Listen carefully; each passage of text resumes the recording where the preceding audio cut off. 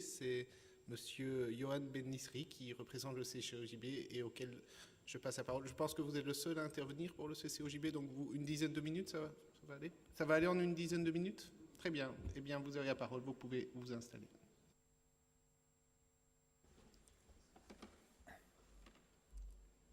Mesdames et messieurs les députés, je suis très reconnaissant d'avoir la possibilité de m'adresser à vous aujourd'hui, mais j'avoue être très mal à l'aise d'en être là. Je n'aurais pas cru un jour devoir, dans l'enceinte du Parlement bruxellois, être obligé de défendre le maintien d'une exception qui n'a été introduite dans notre législation que pour protéger des minorités. Ne vous y trompez pas, quoi que vous ayez entendu, c'est de cela qu'il s'agit, et de cela qu'il s'agit uniquement. La question est simple. Va-t-on à Bruxelles également priver certaines minorités de droits acquis? Ne vous laissez pas berner. Il ne s'agit pas d'introduire le principe de l'étourdissement préalable. En effet, ce travail a déjà été fait. L'étourdissement préalable est déjà la règle à Bruxelles. C'est également la règle dans toute l'Europe depuis de très longues années. J'insiste.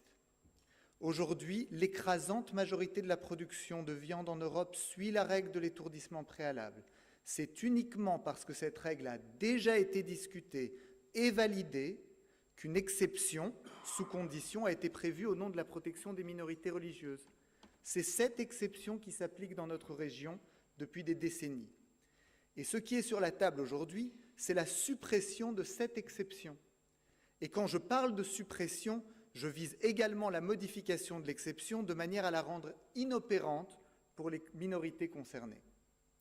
Au CCOJB, nous pensons que supprimer l'exception prévue pour protéger des minorités, c'est accepter de remettre en cause un consensus politique intelligent qui existe depuis au moins 1974. C'est également déséquilibrer une situation paisible sans aucun élément nouveau. C'est enfin priver de droits acquis des minorités dans notre région sans raison impérieuse. Je m'en explique.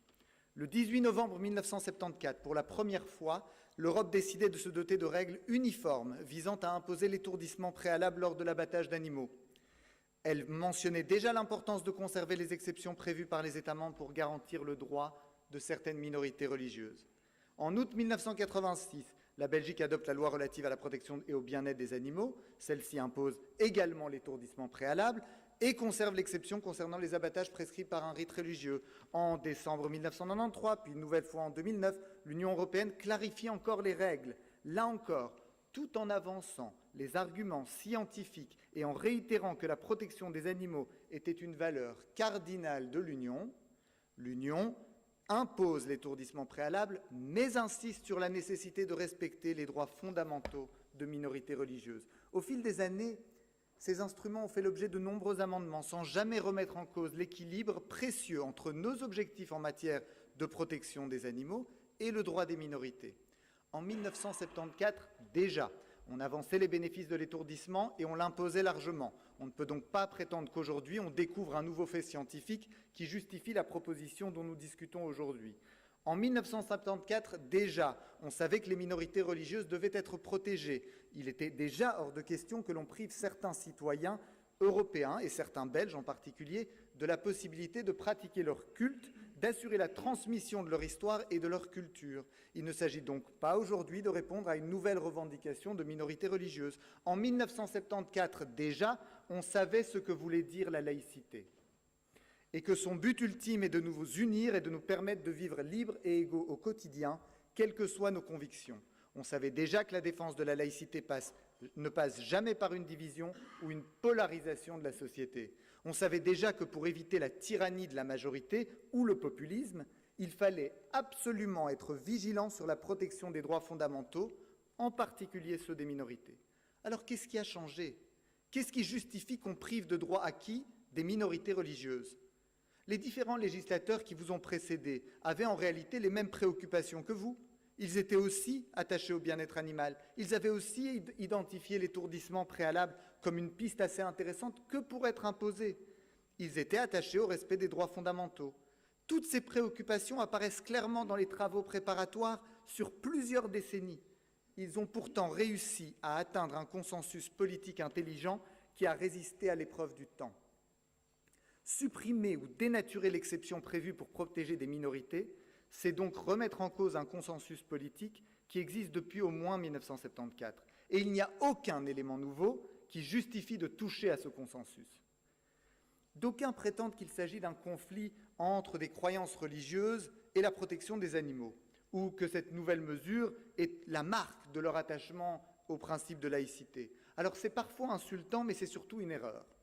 Le comité de coordination des organisations juives de Belgique n'est pas un organisme religieux. Il regroupe des organisations très diverses. On peut difficilement être taxé de rigorisme religieux lorsque l'on compte parmi ses membres des communautés libérales. On peut difficilement aussi être soupçonné de faire primer la religion sur la vie civile lorsqu'un des membres fondateurs et influents du CCOJB, c'est le CCLJ, c'est-à-dire le Centre culturel laïque juif, par ailleurs membre du Centre d'action laïque. La place qu'occupe le CCOJB dans ce débat porte précisément sur les questions de principes sous-jacentes qui concernent la manière dont le législateur maintient la paix sociale en s'assurant d'unir plutôt que de diviser et en ne marginalisant aucune minorité.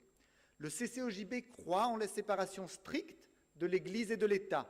Cela signifie évidemment que la religion ne doit jamais se substituer à l'ordre politique, mais dire que la religion doit s'adapter pour se conformer à une loi qui remet en cause des droits acquis, c'est prétendre qu'un Parlement peut décider comment la religion devrait être appliquée ou interprétée pour le futur.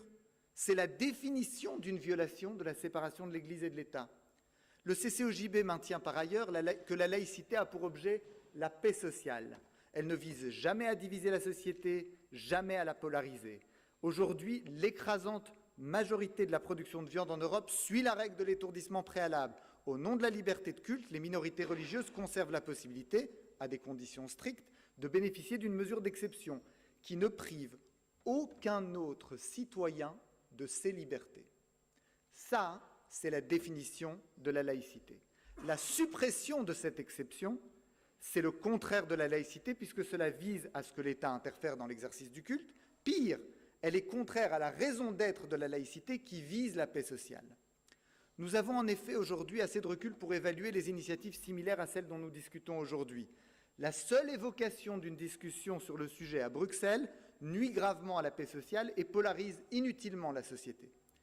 Le message est également délétère. C'est le rappel très douloureux que les libertés sont difficiles à conquérir, mais qu'elles sont très simples à perdre. Voter ce texte, c'est donc également déséquilibrer une situation paisible pour y substituer un conflit permanent en stigmatisant des minorités. Il n'y a absolument aucun élément nouveau qui justifie un tel déséquilibre. Malgré tous ces éléments, et j'en termine par là, certains voudraient encore faire croire qu'il s'agit d'une issue inéluctable à Bruxelles. Si la Flandre et la Wallonie l'ont fait et que différentes juridictions ont laissé faire, c'est que Bruxelles doit suivre. C'est inexact, voire trompeur. Vous avez du pouvoir. Vous n'avez pas les mains liées. Premièrement, il est apparu clairement devant ces juridictions que les questions juridiques que ce débat soulève n'ont absolument rien d'évident. Je rappelle à cet égard les conclusions de l'avocat général près de la Cour de justice de l'Union européenne, qui avait une vision diamétralement opposée de ces questions juridiques. Je rappelle également les avis nombreux et répétés de notre Conseil d'État qui dit la même chose. Deuxièmement, le débat juridique, comme l'a rappelé M. Markiewicz, n'est pas clos. La Cour européenne des droits de l'homme a été saisie d'un recours contre notre pays à ce sujet. Dire que le droit a été dit et que les recours ont été épuisés, c'est un leurre. Mais plus fondamentalement, même si la vérité judiciaire avait été dite, ce qui n'est pas le cas, cela ne réglerait rien.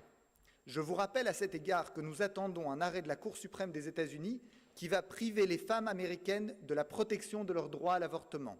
Cela ouvrira la voie à certains États de décider à la majorité si ce droit à l'avortement doit leur être ôté. Les cours et tribunaux disent le droit, mais nous voulons la justice. C'est pourquoi nous avons dit depuis des années que la question n'est pas juridique, elle est politique. Et nous vous demandons de bien vouloir ne pas remettre en question l'équilibre qui a été trouvé depuis des décennies entre les préoccupations légitimes en matière de protection du bien-être animal et le principe de justice entériné dans notre Constitution qui protège les minorités de la tyrannie de la majorité. Aujourd'hui encore, à Bruxelles, l'équilibre intelligent entre la valeur fondamentale de la protection des animaux et les droits fondamentaux de certains Belges existe. Nous vous demandons simplement de maintenir cet équilibre. Je vous remercie. Merci, Monsieur Benizri. Voilà, nous allons poursuivre cette matinée d'audition avec une troisième intervention, troisième et dernière avant le tour des paroles des groupes politiques.